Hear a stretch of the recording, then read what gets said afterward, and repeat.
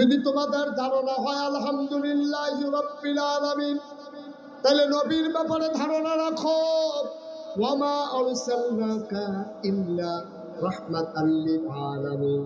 যত জায়গায় আমার আল্লাহ রব, তত জায়গায় আমার নবী রহমত। ঠিক কিনা?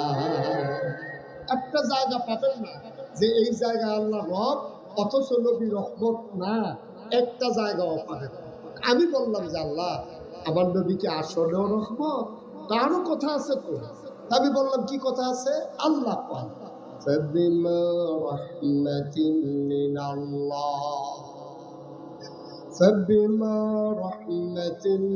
الله لنت لهم ولو كنت فظا غليظ القلب لانفضوا من حولك فاعف عنهم واستغفر لهم وشاورهم في الأمر فإذا عزمت فتوكل على الله إن الله يحب المتوكلين। ও টাঙ্গাইলের মানুষ, মন দিয়ে শোনো, আল্লাহ কয় আল্লাহর রহমতে নবীর মনটাকে আল্লাহ নরম করে বানাইছে। নবীর মনটা যদি নরম না হইতো, ওয়ালাউ কুনতা ফাযযান গালিযাল কলব, নবী গো আপনার মনটা যদি শক্ত হইতো, লানফাদ্দু মিন হাওলিক, আপনি দেখতেন চতুর্পার্শ্বে মৌমাছির মতো যারা গুনগুন করে, আপনার প্রশংসা করে, আপনারে মানতে চায়, আপনার জন্য জীবন দিতে চায়। লানফাদ্দু মিন হাওলিক, আপনি দেখতেন আপনার চতুর্পার্শ্বের মানুষগুলো দূরে সরে গেছে। আপনার মনটা নরম বলে আবু বকর সিদ্দিককে শুধু বলেছিলেন, আবু বকর তৈরি থেকো, যে কোনো দিন হয়তো মক্কা ছেড়ে চলে যাওয়া লাগবে। ওই দিনের পর থেকে আবু বকর সিদ্দিক পিঠ আর বিছানায় লাগায় না। ঠিক কিনা? শুধু বলছিল তৈরি থেকো। আবু বকর স্ত্রী বারবার বলেছে, স্বামী আমার এইভাবে মানুষ ঘুমায়, আপনি বিছানায় আসে। আবু বকর সিদ্দিক বলেন, সমস্যা কি? আপনার তো কষ্ট হচ্ছে। আবু বকর সিদ্দিক বলেন, এই আবু বকরের কষ্ট কোনো সমস্যা না, কিন্তু নবীজি দরজায় এসে দুইবার ডাকবে, এটা সাংঘাতিক সমস্যা। ঠিক কিনা বলেন? চলে গেলেন তিনি মক্কা ছেড়ে, যাওয়ার কথা মদিনার দিকে, তিনি গেলেন উল্টা দিকে। আবার যখন ফর্সা হয়ে গেল পূর্ব আকাশ, সূর্য উঠবে প্রায়, আবু বকর কই, ইয়া রাসূলুল্লাহ আমরা তো ধরা পড়ে যাব। দিনের আলো প্রকাশ পেয়ে গেছে। আল্লাহ নবী বললেন, চলো কোন একটা গুহায় ঢুকে যাই। পাহাড়ি গুহা পাওয়া গেল, সাউর গুহা। নবী ঢুকতে চাইলেন, আবু বকর বললেন না, আপনি যাবেন না। কয় কেন ঢুকবো না? কয় পাহাড়ি বিচ্ছু থাকতে পারে, সাপ থাকতে পারে, আপনাকে কামড়ে দিতে পারে, আপনি বাইরে দাঁড়ান, আমি দেখে আসি গুহাটা নিরাপদ কিনা। আল্লাহ নবী চোখের পানি ছেড়ে দিলেন, ডাক ডাক আবু বকর, আমি আগে গেলে আমাকে কামড়াবে, তোমারে কামড়াবে না। আবু বকর কান্দার কয়, নবী গো 100 আবু বকর মরে গেলে ইসলামের কিচ্ছু হবে না, কিন্তু আপনি নবী না থাকলে দুনিয়ায় আর ইসলাম থাকবে না। আপনি না থাকলে ইসলাম থাকবে না। আমি আবু বকর মরে গেলে ইসলামের কিচ্ছু হবে না। এজন্য আল্লাহ বলছেন, যদি আপনার ওয়ালাউ কুনতা ফাজ্জান গালিজাল কলব, আপনার মনটা যদি শক্ত হইতো, আমার দেশের যারা রাজনীতিবিদ, আমার দেশের যারা দায়িত্বশীল, এই আয়াতটা তাদের জন্য, কর্মীর জন্য মন হতে হবে নরম, একেবারে কলিজা হতে, কলিজাটাইটা খাওয়াইতে হবে। তাইলে কি হবে? আর নাইলে আপনি দেখবেন মন যদি শক্ত হয়ে যায়, কর্কশ ভাষী হন, আপনার আচরণে যদি মানুষ কষ্ট পায়, লানফাদ্দু মিন হাওলিক, আপনার চতুর্পার্শ্বে যারা আছে আপনি তাদের কাউকে খুঁজে পাবেন না। ঠিক কিনা? নেতার বৈশিষ্ট্য, অনন্য বৈশিষ্ট্য হচ্ছে মন হবে নরম, ফাফালহুম, আপনি মাফ করে দেবেন, ওয়াস্তাগফির লাহুম, আপনি আল্লাহর কাছে মাফ চাইবেন, ওয়াশাওিরহুম ফিল আমর, যে কোনো ব্যাপারে আপনি আপনার অধীনস্থদের সাথে পরামর্শ করবেন। এটা হচ্ছে 4টা গুণ নেতার ভিতরে থাকতেই হবে। তিনি ওয়ার্ড সভাপতি হন, তিনি থানা আমির হন, আর জেলা আমির হন, আর একেবারে কেন্দ্রীয় আমির হন। এই 4টা গুণ অনন্য বৈশিষ্ট্য আল্লাহ কোরআনে 1000 বছর আগে আলোচনা করে দিয়েছেন, ঠিক কিনা বলেন? 4টা না থাকলে সব শেষ, সব শেষ। আবার দেখেন নবীর মনটা যে নরম, এই ব্যাপারে আপনাদের ধারণা আছে তো নাকি? এবার একটু চিকন কথা, খুব খেয়াল করে শুনতে হবে, সূক্ষ্ম কথা। নবীজি যে বছর জন্মগ্রহণ করলেন, এই বছর তৎকালীন জামানায় মক্কার সম্ভ্রান্ত বংশাবলী মানুষ যারা, ওরা কিন্তু নিজের বুকের দুধ বাচ্চাদেরকে খাওয়াইতেন। তো বাচ্চা খাবে কি? তায়েফ একটা শহর ছিল, কিয়াফ, কথা বলে কিয়াফ। তায়েফ থেকে একদল মহিলা আসতো, আইসা নবী এই বাচ্চাগুলো নিয়ে যেত, দুধ খাওয়াইয়া টাকার বিনিময়ে আবার আইনা দিয়া যায়। তো যেই বছর নবী জন্মগ্রহণ করেছে, এই বছর তায়েফ থেকে একদল মহিলা রওনা করেছে। মনে করেন রওনা করছে গাজীপুর চৌরাস্তা থেকে, আসবে টাঙ্গাইল ভুইয়াপুর। কই আসবে? রওনা করছে কোত্থেকে? গাজ। আর সবাই কথা বলে, কোত্থেকে রওনা করছে? আসবে কই? টাঙ্গাইল ভুইয়াপুর। একদল মহিলা তায়েফ থেকে রওনা করছে, আসবে মক্কা। এখন এই গাজীপুর থেকে রওনা করে চন্দ্রা চৌরাস্তার কাছে আসার আগে এক মহিলা চিৎকার গজে বলতেছে নাই। কয় কি নাই? কয় আমার সাথেই ছিল। আরে কি ছিল? কয় যে ছিল সে নাই। কয় কি নাম? কয় হালিমা। সুবহানাল্লাহ বলবেন না? সবাই আছে, একজন নাই, কি নাম? হালিমা। তো সবাই বলতেছে আমরা কি অপেক্ষা করবো নাকি ভুইয়াপুর চলে যাবো? কয় বংশাবলী মানুষের বাচ্চা সন্ধ্যা হয়ে গেলে আবার দেয় না, না দেয়, চলো আমরা তাড়াতাড়ি চলে যাই। হালিমার উঠটা তো দুর্বল, আবার সেই উঠের উপর উঠছে 3 জন, হালিমা, হালিমার স্বামী, হালিমার ছেলে আব্দুল্লাহ। এই 3 জন কিনে উঠবো তো শুয়ে গেছে, আমরা চলো চলে যাবো। সবাই চলে আসছে। আইসা ভুইয়াপুর, কার বাড়িতে বিল্ডিং আছে, কার আব্বা জাপান থাকে, কার আব্বা আমেরিকা থাকে, কানাডা থাকে, কাদের বড় বড় বিল্ডিং ব্যবসা, ওই সব বাচ্চাগুলা সবাই টাকার বিনিময়ে নিয়ে রওনা করছে। রওনা করে গেছে মির্জাপুর। কই গেছে? আরে কথা কয় না, মির্জাপুর কি মির্জা নাকি? আপনাদের টাঙ্গাইলে বলতে সমস্যা কি?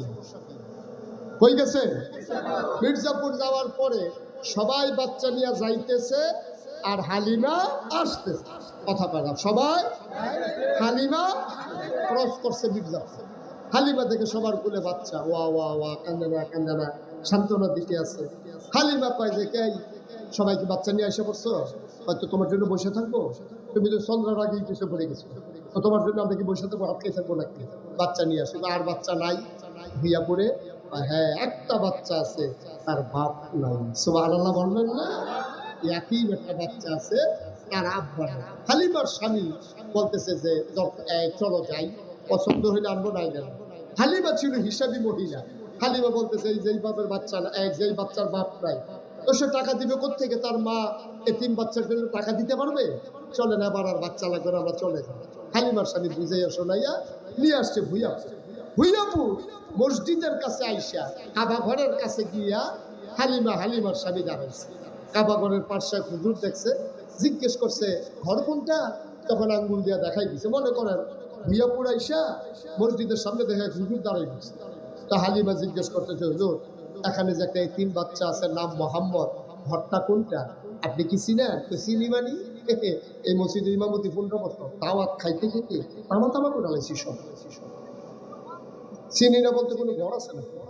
কি করা লাগবে? কর মোহাম্মদ যে তার আব্বার নাম তো আব্দুল্লাহ। সুবহানাল্লাহ বলবেন না? আমাদের ভাই হইতো, ভালো মানুষ ছিল, সে তো নাই, এই ঘর খুঁজেন কেন? মোহাম্মদের সন্ধানে আসছি। ওই যে ঘর, কাবার কেনারে যে ঘর, ওই ঘর মোহাম্মদের ঘর। হালিমার স্বামী বাচ্চা আব্দুল্লাহ 3 জনকে নিয়ে চলে গেলেন।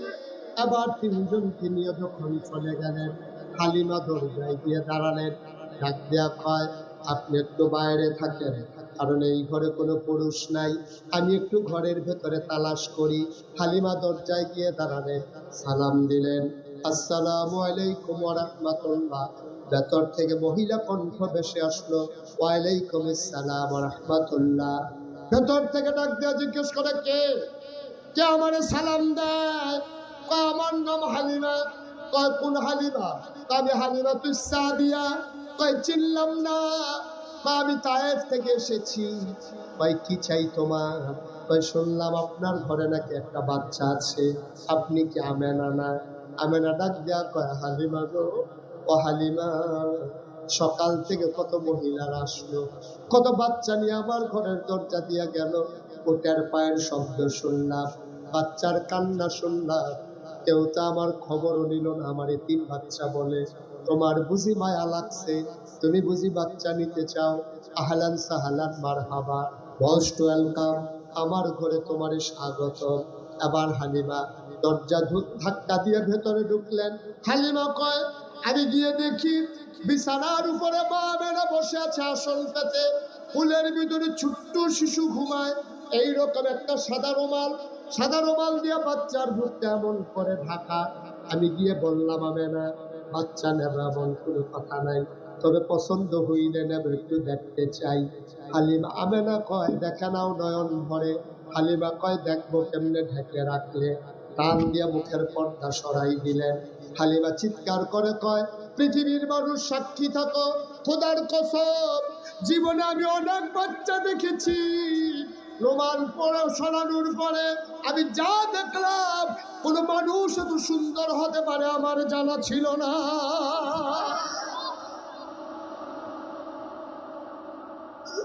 মানুষ এত সুন্দর হয় কেমনে?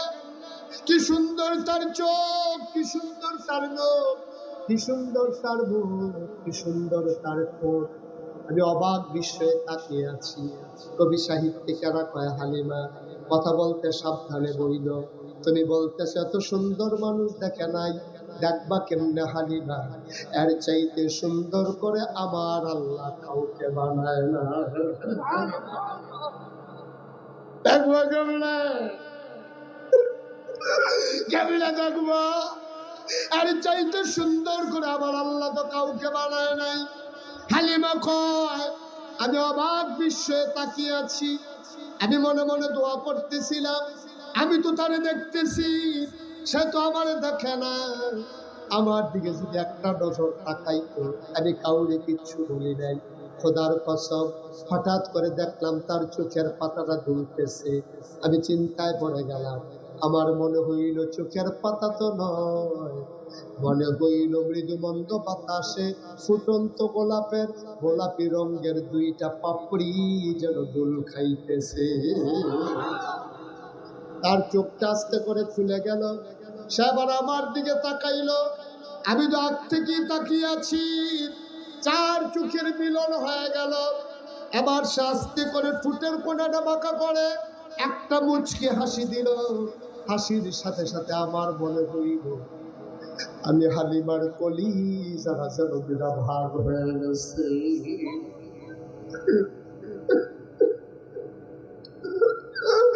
আমি দৌড়তে ঘরের বাইরে গেলাম।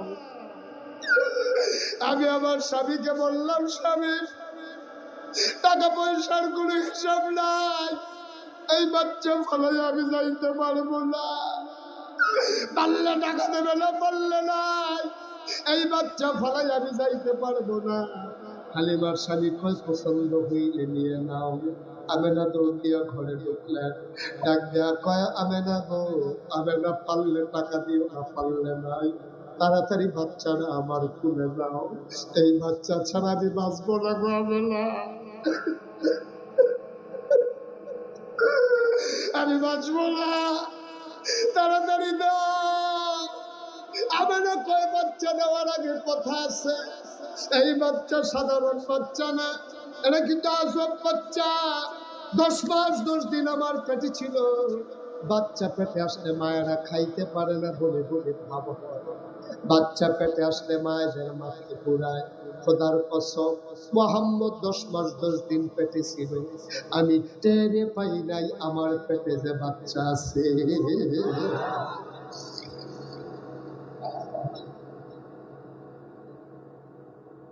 হালিমা, ও হালিমা, এটা যেমন তেমন বাচ্চা না। এই বাচ্চাটা যখন দুনিয়াতে আসবে একটা পিঁপড়া কামড় দিলে আমি টের পাই, একটা পিঁপড়া কামড় দিলে আমি আমেনা টের পাই। খোদার কসম, বাচ্চাটা যখন দুনিয়াতে আসে আমি একটা পিঁপড়ার কামড়ের মতো টের পাই না। এটা একটা আজব বাচ্চা। খাওয়াই দিলে খায় না, খাওয়াই দিলে কান্নাকাটি করে না, ঘুম পাড়াই দিলে নড়াচড়া করে না। এটা গাছও বাচ্চা গো হালিমা। একদিনের কথা শোনো, আমার মনে বড় কষ্ট। এই চাঁদের টুকরা বাচ্চা, তারে আমি একটা কাগজের ফুলও কিনে দিতে পারি নাই, একটা খেলনা কিনা দিতে পারি নাই। আমার মনে বড় দুঃখ। সে তার আব্বারে দেখে নাই, তার আব্বাও তারে দেখে নাই। আব্দুল্লাহ যদি দেখতো, এই চাঁদের টুকরা ছেলে দেখলে কত খুশি হয়ে যেত। সে যখন পেটে তার আব্বা দুনিয়া থেকে বিদায় হয়েছে, সেও তার আব্বা দেখে নাই, তার আব্বাও তারে দেখে নাই। হালিমা গো, হালিমা, মনে বড় দুঃখ। আমি তার জন্য কিচ্ছু করতে পারি নাই। আমি একা মহিলা মানুষ, আমি কিচ্ছু করতে পারলাম না। ও হালিমা, মন দিয়ে শুনো। আমি একদিন গোসলখানায় ঢুকেছি, হাম্মামে ঢুকেছি গোসল করার জন্য। ওয়াশরুমে যখন ঢুকলাম, আমি তারে ঘুম পাড়াইয়া আমি হাম্মামে ঢুকেছি গোসল করার জন্য। আবার গায়ের ভিতরে পানি ঢেলে নিয়েছি। সে তো ঘুমাইলে কখনো নড়ে না। আজকে আমি হঠাৎ করে কান পেতে শুনলাম ঘরের ভেতরে কিসের যেন আওয়াজ শোনা যায়। আমি জানালা খুলে উঠি বেড়ে দেখি আমার মোহাম্মদ হাত পা নাড়তেছে, খিলখিল করে হাসতেছে, আর উপরের দিকে হাত বাড়ায়, কি যেন সে ধরতে চায়। হঠাৎ করে তাকায়া দেখলাম আমি তারে খেলনা কিনা দিতে পারি নাই, আমার মাওলা তারে খেলনার বাকি রাখে নাই। আকাশের চাঁদ আর আকাশের তারাগুলা খেলনা বানাইয়া আমার মোহাম্মদের হাতের নাগালে পাঠাই দিছে। সে গিল গিল করে হাসে, আর ওই চাঁদার তারা ধরতে চায়। ও হালিমা, এই বাচ্চা বড় আজব বাচ্চা। হালিমা কয় আমার কাছে আমানত, বিসমিল্লাহ বলে দিয়ে দেন। এবার আমরা কানতে কানতে বাচ্চা হালিমার কোলে উঠাই দিলেন। হালিমা কয় পৃথিবীর মানুষ শোনো, আমার গাটা ছিল শুকনা, আমার বুকে কোনো দুধ ছিল না, বুকের ভিতরে দুধ ছিল না। আমার ছেলে মোহাম্মদ ওই গাজীপুর চৌরাস্তা থেকে ভুইয়াপুর পর্যন্ত আসতে, তায়েফ থেকে মক্কায় আসতে বারবার বুকের ভিতরে চুষণ মেরেছে, একটা ফোঁটা দুধ পায় নাই। আমার বাচ্চারা একটা ফোঁটা দুধ পায় নাই। খোদার কসম, যেই মাত্র আমি মোহাম্মদকে বিসমিল্লাহ বলে খুলে নিলাম, আমি টের পাইলাম আমার শুকনা দুইটা বুক সাথে সাথে দুধে ভরপুর হয়ে গেছে। আমি লাফিয়া ঘরের বাইরে গেলাম, আমার স্বামীকে বললাম আর এক সেকেন্ড দেরি না, তাড়াতাড়ি করেন, চলেন চলে যাই। উটের পিঠে আমরা উঠলাম। ওমা আশ্চর্য, উট এখন আর হাতে না। আমি চিন্তায় পড়ে গেলাম, উট এমন করে কেন? আমি শক্ত করে ধরে বসলাম। আমরা খেয়াল করে দেখি যে উট নিয়ে পেছনে পড়ে গেছিলাম, উট আর এখন হাঁটে না, উট এখন ঘোড়ার মতো দৌড়ায়। তাদের সাথে দেখা হয়েছিল কোথায়? মির্জাপুরে।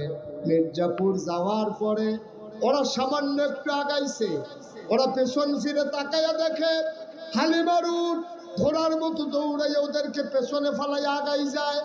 আগের যারা রওনা করেছে তারা ডাক দেয়া কয়, বান্ধবী ও সই, তুমি কি ভুইয়াপুর গিয়া উট বদলাইছো নাকি? উট কি আগেরটা না? উট তো আগেরটাই। কই মিথ্যা বইল না, নিশ্চয়ই তুমি উট বদলাইছো।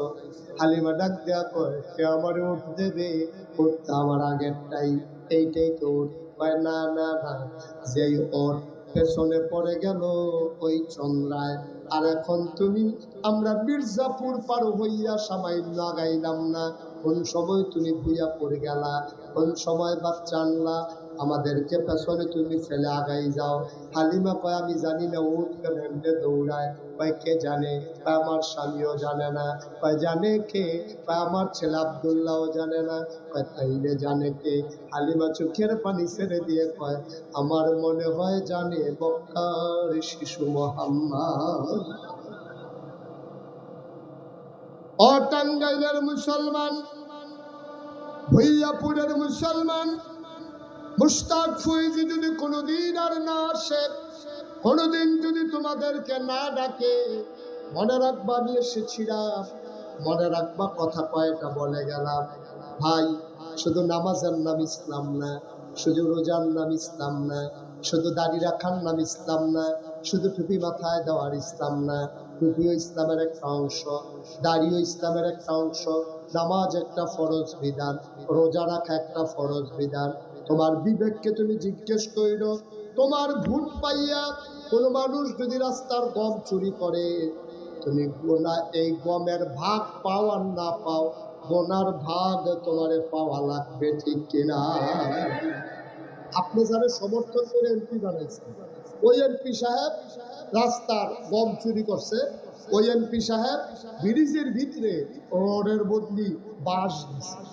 এখন এই যে বাঁশ দিল, এই যে গম চুরি করলো, এই যে সে দুর্নীতি করলো, অন্যায় করলো, আপনার বিবেক কি বলে?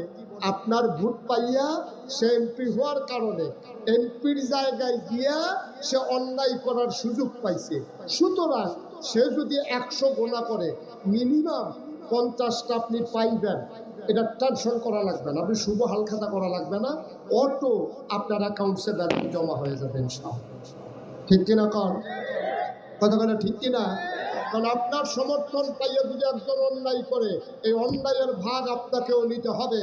সুতরাং মুসলমান, তোমার ভোট পাইয়া কেউ যদি বাজে মানুষ, অসভ্য মানুষ, কোন খারাপ মানুষ যদি ক্ষমতায় আসে, সমাজের ভিতরে খারাপ কিছু প্রচলন করে, তার গোনার ভাগ তোমারও পাইতে হবে, ঠিক কিনা বলো? সুতরাং তোমাকে সিদ্ধান্ত নিতে হবে জানা মতো, তোমার জানা মতো প্রকাশ্য দিবালুকে, যেই লোকটা নামাজ ছাড়ে না, যেই লোকটা দাঁড়িয়ে রেখে দিয়েছে, যেই লোকটা অন্যায় করে না, বিচার করে না, কথায় কথায় মিথ্যা বলে না, মানুষের উপরে জোর জুলুম নির্যাতন করে না, এমন লোকগুলো যদি ক্ষমতায় আসে, তাহলে আমার দেশ কাগজে পত্রে নয়, প্রকৃত অর্থেই আমার দেশ সোনার বাংলা হবে, ঠিক কিনা বলো? সুতরাং এটা আপনার আমার দায়িত্ব, এটাই আমাদের দায়িত্ব, আসল দায়িত্ব। আল্লাহ যেন আমাদেরকে ভালো মানুষগুলোকে আমাদের সংসদে ভরে দিয়ে আমরা যেন ভালো আল্লাহর আইন কায়েমের ক্ষেত্রে সহযোগিতা করতে পারি, এটাই আজকের মাহফিল সিদ্ধান্ত হোক। আল্লাহ যেন কবুল করে, সবাই বলে আমিন। একটু বসতে হবে, আমরা সবাই এখন নামাজ পড়াই যে ভাইরা, এই যে মাহফিল শেষ হওয়ার আগে ওনারা শেষ করে ঘোষণা দিয়ে সভাপতির বক্তব্য দিয়ে চলে যেতেছে। দায়িত্বে আছে, মাহফিল শেষ করার দায়িত্ব ওই কোনা দিয়া 3-4 জনের উপরে পড়ছে। মাহফিল শেষ হবে না, হাজার জনতা নামাজ পড়বে না, আপনি কেন আগে উঠে যাবেন? সবাই কনা আমিন, জোরে কনা আমিন। তা আমরা সবাই মিলে ইনশাল্লাহ দোয়া করব। দোয়ার আগে আবার একটা কথা আছে, এই যে আপনারা দেখেছেন মুশতাক ফৈজি পীর সাহেব, আমি তো পীর সাহেব হতে চাইলে, আমার পীর সাহেব হওয়ার কোনো শখ ছিল না। আমার দাদা ছিলেন ফুরফুরা সিলসিলার বড় পীর। আমার আব্বা ইন্তেকাল করেছেন আগে, আব্বা ইন্তেকাল করার কারণে দাদা মনে মনে ঠিক করে রেখেছে আমাকে পীর সাহেব বানাবে। আমার 3 জন চাচা ছিল, আমার বড় ভাই ছিল। দাদা যখন আমাকে বলছে তুমি পীর সাহেব হবা, আমি বললাম মাপ চাই, আমার এই ফিরালির দরকার নেই, পীর সাহেব দেখতে দেখতে আমি অতিষ্ঠ। কি হয়েছে? তো আমি তো সারা বাংলাদেশে দেখি, আমি মনে করছি ঘরের ভিতরে 5-6 জন বৈশা রয়েছে, পরে দেখি যে একজন এমন মোটা, এটা কি একজন না 5-6 জন বুঝারই কোনো উপায় নাই, ঠিক কিনা কর? এটার নাম হলো বাংলাদেশের পীর সাহেব। বাংলাদেশের পীর সাহেব হলো রিক্সাওয়ালা টাকা দেবে, সেই টাকা বৈশা বৈশা খাবে। ভিক্ষা করা মহিলা টাকা দেবে, খেটে খাওয়া মানুষ টাকা দেবে, তার ঘরের চুলায় আগুন জ্বলে কিনা পীর সাহেবের খবর নাই। ওই সেই লুকাইনা টাকা দেয় আর পীর সাহেব বৈশা বৈশা খায়। পীর সাহেব হইলে অটো চালানো যাবে না, এটা কে বলছে? পীর সাহেব হইলে সিএনজি চালানো যাবে না, এটা কি বলছে? বাংলাদেশের অধিকাংশ পীর সাহেব তাদের কোনো চাকরি নেই। তাদের কোনো ব্যবসা নাই, তাদের কোনো কৃষি কাজ নাই, তারা বৈশা বৈশা মুড়িদের টাকা খায়। একটা জলজন্ত মানুষ, সামর্থ্যবান মানুষ, হাত আছে, পা আছে, নাক আছে, মুখ আছে, চোখ আছে, দৌড়াইতে পারে, বিয়া করতে পারে, বাচ্চা কাচ্চা জন্ম দিতে পারে, কিন্তু সেই লোকটা কোনো বৈশা বৈশা খাবে, এটা আমার বিবেকে ধরে। ঠিক কিনা কর? আমার দেশের পীর সাহেব গুলা অটু এইটা শিখছে। মুড়িদ দেখলে হাত এমনি বাড়াই দেয়, দুইজনের ধৈর্য হাতটা এমনি ঘুরাই দিছিল, আবার এমনি ঘুরে যায়। এটার নাম হইল পীর সাহেব। এগুলো আমি দেখতে দেখতে অতিষ্ঠ হয়ে যাই, বলে আমি পীর সাহেব হতে চাই না। আমার দাদা বললেন, তোমাকে আমি এমন পীর বানাতেও চাই, তুমি এমন পীর হবা জাতির বিনির্মাণের জন্য ভূমিকা রাখতে পারো। আমি চেষ্টা করেছি যে কোনো ক্রাইসিস পিরিয়ড আমার কাম করার জন্য আমরা বলিষ্ঠতার সাথে ভূমিকা রেখেছি। যে 5ই আগস্ট সরকারের বদল হলো, আমাদের দায়িত্বে কুমিল্লা শহরে যতগুলো মন্দির ছিল আমরা আলেম ওলামারা মিটিং করে ছাত্র দিয়ে প্রতিটা মন্দির পাহারা দেওয়াইছি। সুবহানাল্লাহ বলবেন না? আমরা করেছি। এই বন্যার সময় আমরা মানুষের পাশে দাঁড়িয়েছি, করোনার সময় আমরা মানুষের ঘরে ঘরে পৌঁছে গিয়েছি সাহায্য নিয়ে। আমরা সেই রকম পীর হতে চাই না যে রকম পীর বসে বসে খায়, ভিক্ষা করা মানুষ টাকা দেবে খায়, রিক্সাওয়ালার টাকা খায়, এইরকম পীর বাংলাদেশে দরকার নাই। ঠিক কিনা বলেন? আমার দাদা যখন জমিন দিয়ে বললাম যে আমাকে জমিন দেওয়া লাগবে, তো জমিন দিয়ে কি করবা? আমি বললাম কাজ আছে। উনি আমাকে মাত্র 9 শতক জমিন দিল। আমি পীর সাহেব হওয়ার পরে জমিন কিনা শুরু করলাম। আমার দরবার কমপ্লেক্স আজকে 18 একর, মানে 1800 শতক। মারহাবা বলবেন না? আমার এখানে 10টা প্রতিষ্ঠান, একটা খানকা আছে জিকির আজকারের জন্য, একটা মাদ্রাসা, নুরানি মাদ্রাসা, হিফজখানা, ধাতব্য চিকিৎসালয়, গণপাঠাগার, গবেষণাগার, ছাত্রাবাস, ইয়াতিমখানা, মসজিদ। আমার মসজিদ বাংলাদেশের ভিতরে ব্যতিক্রমী একটা মসজিদের কাজ আমি শুরু করেছি। সোশ্যাল মিডিয়ার সুবাদে আপনারা শুনেছেন, আমার মসজিদ হবে 3 তালা। আমার মসজিদ হবে 3 তালা। আস্তে আস্তে থাক, ভয় পাবে তো, ভয় পেয়েছে? ঠিক আছে। আমার মসজিদ হলো 3 তালা। কয় তালা? নিচতলায় হাসপাতাল। বাংলাদেশে কোনো মসজিদ এই পরিকল্পনায় করে না। নিচতলায় 19,000 স্কোয়ার ফিট হাসপাতাল, সম্পূর্ণ ফ্রি চিকিৎসা। দোতলা 3 তালায় মসজিদ, সিঁড়ি উঠে গেছে নিচতলা থেকে ডাইরেক্ট দোতলা, 125 ফুট চওড়ায়। আমার এখানে 19,000 স্কোয়ার ফিট মসজিদের নিচতলায় হাসপাতাল, দোতলায় 3 তালায় মসজিদ। বাংলাদেশে কোনোদিন এই মুশতাক ফয়েজি কারো কাছে হাত পাতে না, কিন্তু আমার এই মসজিদের বাজেট হচ্ছে 30 কোটি টাকা। 30 কোটি টাকায় নির্মিত হবে এই মসজিদ। আল্লাহর খাস মেহরবানি একতলা হয়ে গেছে, এই দোতলার কাজ চলতেছে। আমি মুশতাক ফয়েজি, আমি তো ধনী মানুষ না, গরিব মানুষ।